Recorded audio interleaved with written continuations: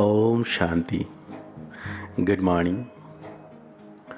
सर्वशक्तिवान प्यार का सागर मीठा बाबा, ज्ञान का श्रृंगार करने वाले, रोज गुणों से सजाने वाले, आज बाबा हम बच्चों को कह रहे हैं, देह अभिमानी बनने में ही तुम्हारी सेफ्टी है।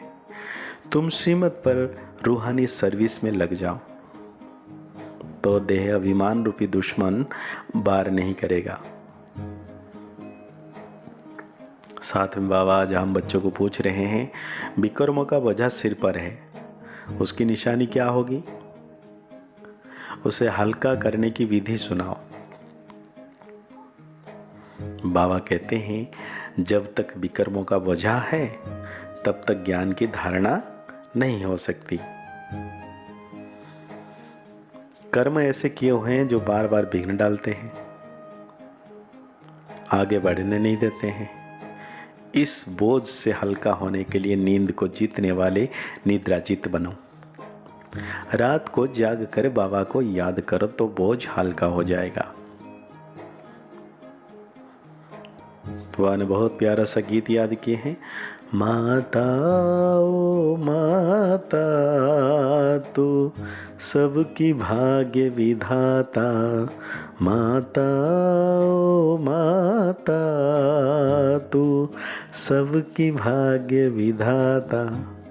भगत यह हुई जगदम्बा की महिमा, क्योंकि यह है नई रचना, एकदम नई रचना होती है।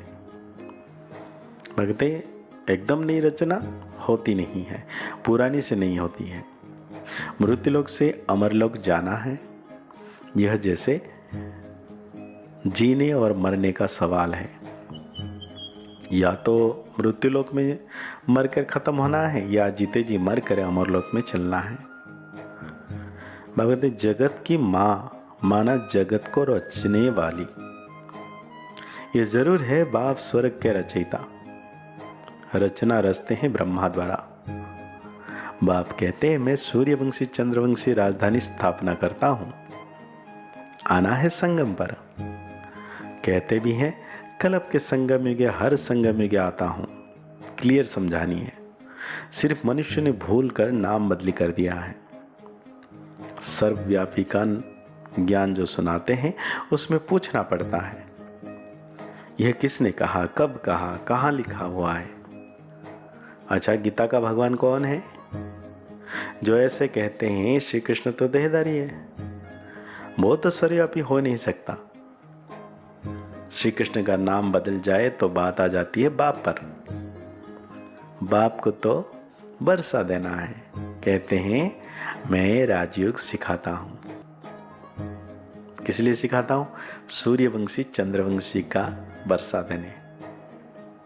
नहीं तो 21 जन्म का वर्षा उन्हें किसने दिया? लिखा भी हुआ है, ब्रह्मा मुख से ब्राह्मण रचे। फिर ब्राह्मण को बैठ नॉलेज सुनाते। सृष्टि के आदि मध्यांत की तो जो नॉलेज देने वाला है वो जरूर चित्र भी बनाएंगे समझाने के लिए। वास्तव में इसमें कोई लिखने पढ़ने की बात ही नहीं, परंतु ये सहज कर समझाने के लिए चित्र बनाए हुए हैं। इनसे बहुत काम हो सकता है। तो जगदम्बा की भी महिमा है, शिव शक्ति भी कहा जाता है। शक्ति किससे मिलती है? वर्ल्ड अलमाइटी बाप से। वर्ल्ड अलमाइटी अथॉरिटी, यह अक्षर भी महिमा में देना पड़े।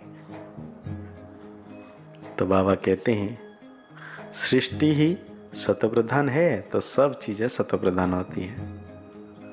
पशु पंछी सब ब्यूटी हो जाते हैं। बस फिर तो क्या, पहली मुख्य बात बाप से बरसा लेना है। चित्र बनते रहते हैं, उनमें भी लिखना है, ब्रह्मा द्वारा स्थापना, विष्णु द्वारा पालना। यह अक्षर मनुष्य समझते नहीं, इसलिए विष्णु के 2 रूप लक्ष्मी नारायण हैं, पालना करने वाले। यह तो समझते हैं, कोटो में कोई ही समझेंगे। फिर यह लिखा हुआ है, आश्चर्यवंत सुनंती कथंती, और नंबरवार पुरुषार्थ अनुसार अपना पद प्राप्त करते हैं। कहां ना कहां यह बात लिखी हुई है। भगवान उवाच, अक्षर भी ठीक है। तो भगवान की बायोग्राफी अगर बिगड़ जाए तो सब शास्त्र खंडन हो जाए। देखने में आता है बाप दिन प्रतिदिन अच्छी अच्छी पॉइंट्स देते रहते हैं। पहले पहले तो निश्चय कराना है कि भगवान ज्ञान का सागर है, मनुष्य सृष्टि का बीज रूप है। चैतन्य बीज में नॉलेज किसकी होगी? जरूर झाड़ की होगी। तो बाप आकर नॉलेज समझाते हैं ब्रह्मा द्वारा। ब्रह्मा कुमार कुमारियां नाम अच्छा है। प्रजापिता ब्रह्मा के कुमार कुमारियां तो ढेर हैं, इसमें अंधश्रद्धा की कोई बात नहीं। यह तो रचना है ना। बाबा मम्मा अथवा तुम माता पिता सब कहते हो। जगदम्बा सरस्वती है ब्रह्मा की बेटी। यह तो प्रैक्टिकल में बीके हैं। कल पहले भी ब्रह्मा द्वारा नई सृष्टि रची थी, और फिर जरूर ब्रह्मा द्वारा ही रचना होगी। सृष्टि के आदि मध्य अंत का राज बाप ही समझाते हैं, इसलिए इनको नॉलेजफुल कहा जाता है। बाप कहते हैं नींद को जीतने वाले बनो। पुरुषार्थ के लिए बाप बता रहे हैं देह अभिमान छोड़ो, देह अभिमानी बनो। रात को जाग कर याद करना है, क्योंकि तुम्हारे सिर पर जन्म जन्मांतर के विकर्मों का बोझा बहुत है, जो तुमको धारण करने नहीं देते हैं। कर्म ऐसे किए हुए हैं, इस कारण दही अभिमानी नहीं बनते। गोपड़े बहुत मारते रहते हैं, बड़े गपड़े का चार्ट लिख भेजते हैं कि हम 75% याद में रहते हैं, परंतु बाबा कहते हैं इम्पॉसिबल। सबसे आगे चलने वाला खुद कहता है कितनी भी कोशिश करता हूं याद करने की, परंतु माया भुला देती है। सच्चा चार्ट लिखना चाहिए। बाबा भी बतलाते हैं तो बच्चों को भी फॉलो करना चाहिए। फॉलो नहीं करते तो चार्ट भी नहीं भेजते हैं। कहते पुरुषार्थ के लिए समय मिला हुआ है, नहीं तो विनाश हो जाए। आत्मा में खाद पड़ने से पुरानी हो जाती है। सोने में ही खाद पड़ती है तो फिर झूठा हो जाता है। आत्मा झूठी होती है तो शरीर भी झूठा हो जाता, फिर सच्चा कैसे हो? झूठी चीज को आग में डालते हैं पवित्र करने के लिए, तो कितना बड़ा विनाश होता है।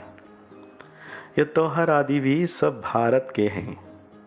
ये किसके और कब के हैं कोई जानते नहीं। नॉलेज बहुत कम उठा सकते हैं। तो आज बाबा हम बच्चों को धारणाओं में कहते हैं श्रीमत पर रूहानी सर्विस करनी है, अंधों की लाठी बनना है, शंख ध्वनि जरूर करनी है। देही अभिमानी बनने के लिए याद का चार्ट रखना है, रात को जाग कर खास याद करना है, याद में थकना नहीं है। तो आज बाबा हम बच्चों को वरदान दे रहे हैं सदा अपनी श्रेष्ठ शान में रह, परेशानियों को मिटाने वाले मास्टर सर्वशक्तिमान भव। बाबा कहते हैं सदा यह वरदान स्मृति में रहे कि हम अपनी श्रेष्ठ शान में रहने वाले, औरों को भी परेशानियों को मिटाने वाले, औरों को अगर कोई परेशानी है उनका भी मिटाने वाले मास्टर सर्वशक्तिमान हैं, कमजोर नहीं। श्रेष्ठ शान के तख्त नशीन है, जो अकाल तख्त नशीन, बाप के दिल तख्त नशीन श्रेष्ठ शान में रहने वाले हैं। वे स्वप्न में भी कभी परेशान नहीं हो सकते। कोई कितना भी परेशान करे लेकिन अपनी श्रेष्ठ शान में ही रहते हैं। तो आज बाबा हम बच्चों को स्लोगन दे रहे हैं सदा अपने सोमान में रहो तो सर्व का मान मिलता रहेगा। तो आज की मुरली के अनुसार हम सोमान लेंगे। मैं मास्टर सर्वशक्तिमान, सर्व शक्तियों से भरपूर, सर्व सिद्धिदाता हूँ। मुरली को और गहरी रीति से चिंतन करते हुए निरंतर सर्वशक्तिवान बाबा, प्यार का सागर, आनंद के सागर की याद में रहना है कि बाबा हमेशा मेरे साथ हैं। छत्र छाया के रूप में मेरे मस्तक के ऊपर है, निरंतर उनकी किरणें बरस रही है और मैं आत्म सितारा निरंतर पावन बनता जा रहा हूँ। मुस्कुराते रहिए, आगे बढ़ते रहिए, पुरुषार्थ करते रहिए। खुश रहें, स्वस्थ रहें, मस्त रहें। ओम शांति, ओम शांति, ओम शांति। सफल बने, समर्थ बने, पावन बने जीवन। मीठी मुरली सुन के पाए सुख सघन। आज का चिंतन